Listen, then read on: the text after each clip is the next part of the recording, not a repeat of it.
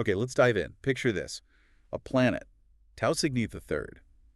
For 11 long years, it's been just ravaged by war. Relentless war. And the attackers, this ancient race, the Zeyth, they weren't holding back. No, they used plasma storms. We're talking entire continents basically scorched, reduced to ash. Human colonies were just blinking out one after the other. It sounds utterly impossible, an unwinnable scenario, really. Exactly. And that's what makes this particular account from this untitled document, 5.pdf, so compelling. We're going deep on a really fascinating, almost paradoxical part of it. It's fascinating, especially because of how the Zeyth saw it. Yeah. You know, they were this logical, empire-building species. Right, rely on history, on data. Precisely. Their records, their vast archives, they all pointed to one conclusion.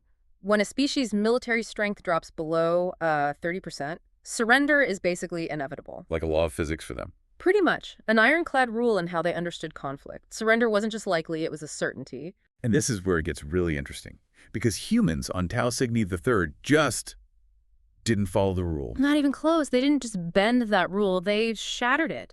The Zeyth are watching this, completely baffled. You can imagine their confusion. Human forces are still fighting at 12% strength. And then it drops lower to 8%. Then 5. And they still don't stop. For the Zeyth, this wasn't just stubbornness, it was illogical, a complete paradox flying in the face of all known data. So the big question this raises, and what we really want to explore today, is what drives that. Yeah, what makes a people defy not just their enemies' expectations, but maybe even their own rational limits when everything says it's over. That's our mission for this deep dive. We want to pull out those surprising nuggets of insight from this document.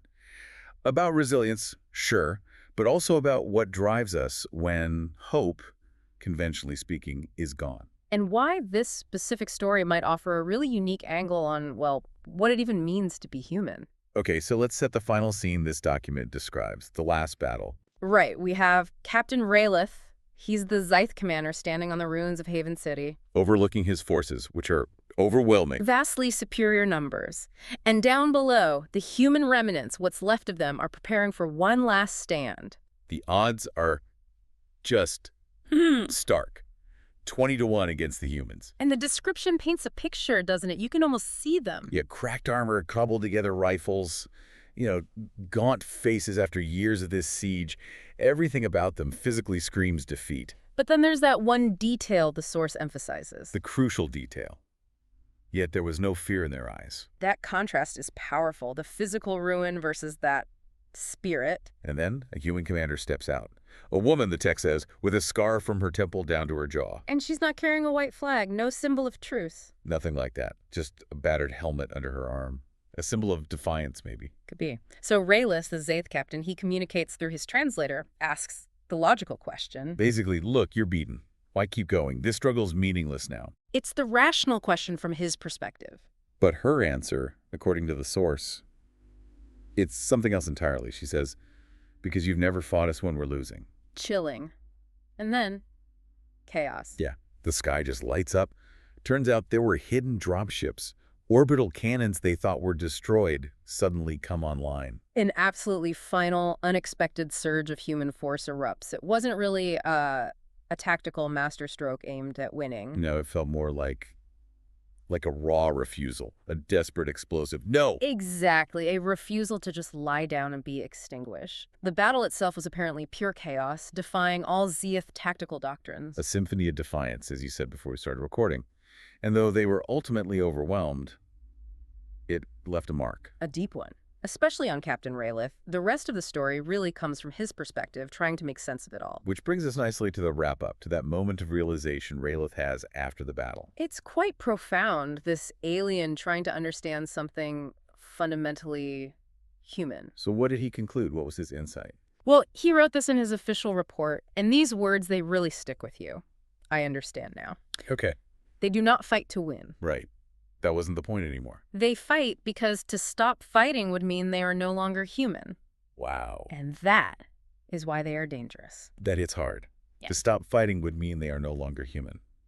That completely reframes everything, doesn't it? It really does. It suggests their identity, their very definition of human, became tied to the act of resistance itself. So it wasn't about achieving victory in the conventional sense. The fight was the point. Exactly. It became an existential act. Fighting wasn't a means to an end. It was the end. It was how they affirmed who they were when everything else was being stripped away. Does this perspective connect with other things we see in the source material about human responses in extreme situations? Well, thinking broadly about the themes in this document, yeah, it resonates. Perseverance, even when strategically futile, often seems to become the only form of agency left. It's like transforming inevitable defeat into a different kind of statement. A statement of identity. Perhaps. Or maybe just a statement of existence. It forces you, and clearly forced Ralph, to think about strength differently. Not just military power, not just winning. But as some kind of internal resilience, an unwillingness to break internally, even when broken externally. Precisely. The refusal to yield your core identity, even when facing annihilation. It's a really powerful idea. It definitely makes you think. For them, in that specific horrific context, stopping the fight meant losing your humanity? Yeah. It poses a challenging question for all of us, doesn't it? What fundamental things, what acts or beliefs define your own sense of self, your own identity, when the chips are really down? When everything else gets stripped away? Yeah. What's left? What's non-negotiable for you? What's your line in the sand, the thing that if you abandoned it, you wouldn't feel like yourself anymore? A heavy thought to end on. Definitely something to ponder.